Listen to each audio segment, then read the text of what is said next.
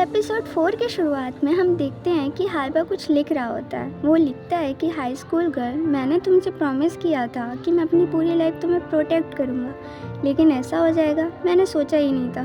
तभी हम देखते हैं कि मेको तो भागती हुई आती है और उससे पूछती है कि क्या आपको कोल्ड है।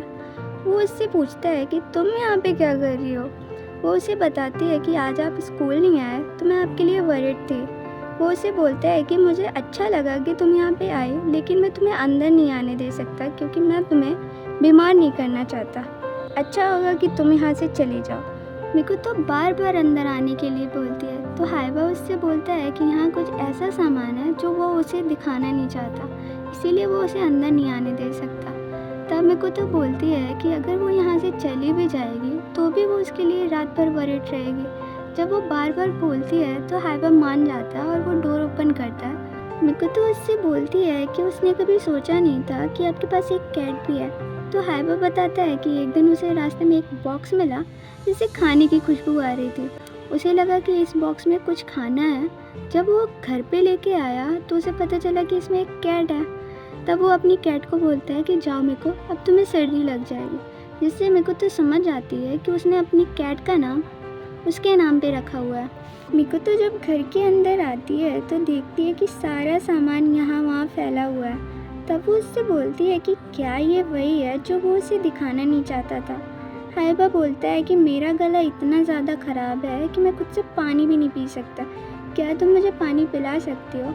और वो उससे डिफरेंट वे में पानी पिलाने की बात करता है, जिससे मिको तो गुस्सा हो जाती है और वो बोलती है कि आप इतना घटिया मजाक कर रहे हो, इसका मतलब है कि आप बिल्कुल ठीक हो और ड्रामा कर रहे हो। फिर दूसरे सीन में हम देखते हैं कि मेको तो हाइबा से पूछती है कि क्या उसे सर्दी लग रही है और ब्लैंकेट चाहिए।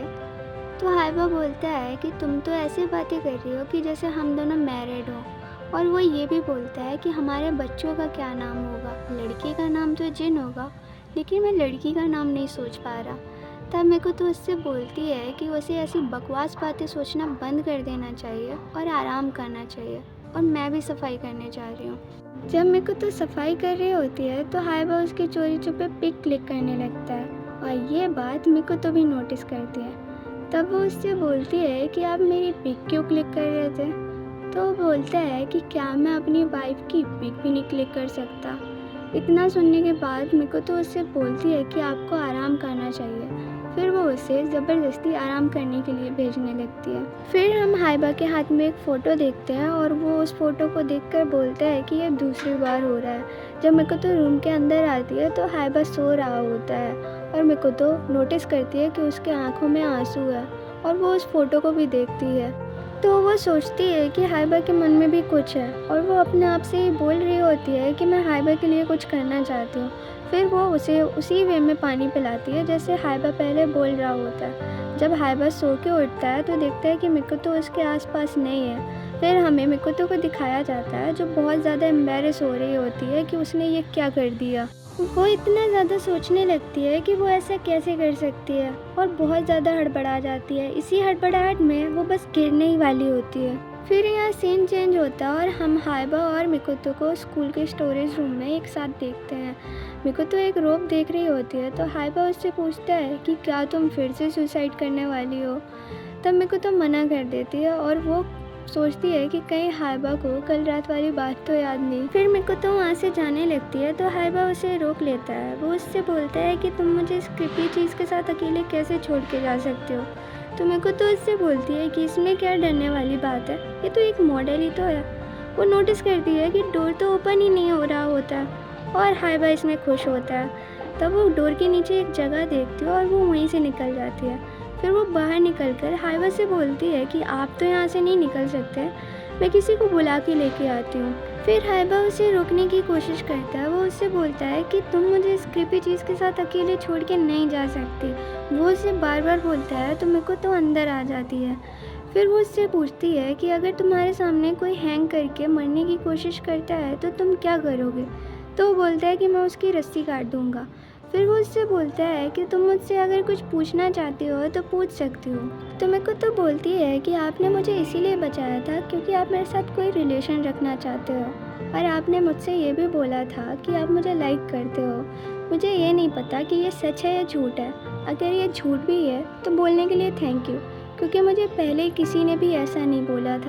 फिर हाइबा उसे हक करता है और उससे बोलता है कि वो उसके बहुत ज़्यादा क्लोज़ है, उसे उस पर ट्रस्ट करना चाहिए। मिको तो नोटिस करती है कि उसकी हार्ट बीट और हाइबा की हार्ट बीट सेम चल रही होती है। हाइबा उससे पूछता है कि क्या तुम मेरी हार्ट बीट सुन सकती हो? मुझे भी तुम्हारी हार्ट बीट सुननी है। इतनी देर में कुछ लड़कियां आती हैं और वो डोर ओपन करने की कोशिश करती हैं, लेकिन वो डोर उनसे ओपन नहीं होता है तो वो किसी को बुलाने जाती हैं। फिर मेरे को तो हाइबा से बोलती है कि मैं अभी आपको नहीं बता सकती कि मैं आपको डेट कर सकती हूँ या नहीं कर सकती हूँ, लेकिन मैं आपको रिजेक्ट भी नहीं कर सकती। क्या ये गलत है? फिर हाइबा बोलता है कि खैर ये इतना बुरा भी रिलेशन नहीं है। फिर वहाँ एक लड़का आता है और वो डोर ओपन करता है। वो उनसे बोलता है कि इस डोर में एक डीवीडी फंसी हुई थी। ऐसा मालूम होता है कि किसी ने ऐसा जानबूझ के किया हो।